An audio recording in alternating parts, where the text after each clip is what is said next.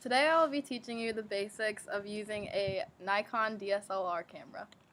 So I have the Nikon D3200 and today I'm going to be going through the dials on the top, which is located right here. So you can see it better, I printed out a picture and I'm going to be going through each one and explaining what they do. So starting with the auto button, this is going to autofocus for you so you don't have to do it manually.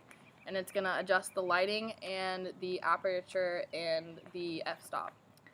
Next is the no flash, which if you put your camera on this setting, it will not flash no matter how dark it is. Next is the portrait motion, and if you put it on this setting, it will make it so your subject is focused and the background is not. Then we have the landscape button, which you will be using for things like mountains, hills, and stuff like that. And then next you have the child function, which will take better pictures if you have like a moving object such as a child, and it will get them more in motion rather than having a blurry subject. Next is the sport motion, and this is obviously for sports, so that it's sort of the same as a child function where it will get blurry objects and make them more clear. Then we have the macro button, which is used for things like flowers so that you can get the small details that they portray. And then we have the night button, which is obviously used for nighttime, and it will focus on your subject, and if there's stars out, it will also make it so that you can see the stars as well. Then we have the M button for manual, A for auto, S for sport, and P for portrait.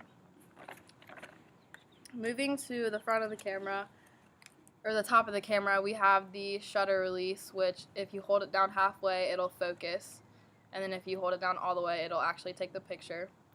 The red button at the top here is used for movie recordings, and to do that, you also have to press the LV mode button right here and use those together. Then we have the lens itself, which this is a 18 to 55 millimeter lens. And this is one that came with the camera, which is like a basic lens. And then over on the side of the lens, you have your auto and manual focus, depending on what mode you want to use. Auto adjusts everything for you automatically, and then manual, you have to adjust the light yourself.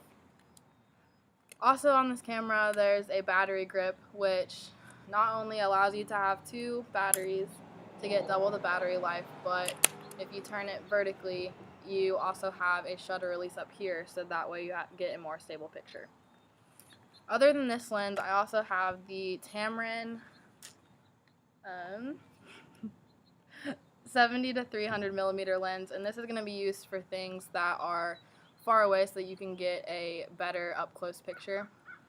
And then the other lens I have is the Nikon Nikkor 35 millimeter lens, which is a portrait lens. And this will allow you to focus on a subject such as a person or animal, and then it will focus on the details of the subject and blur out the background so you can get a more clear shot.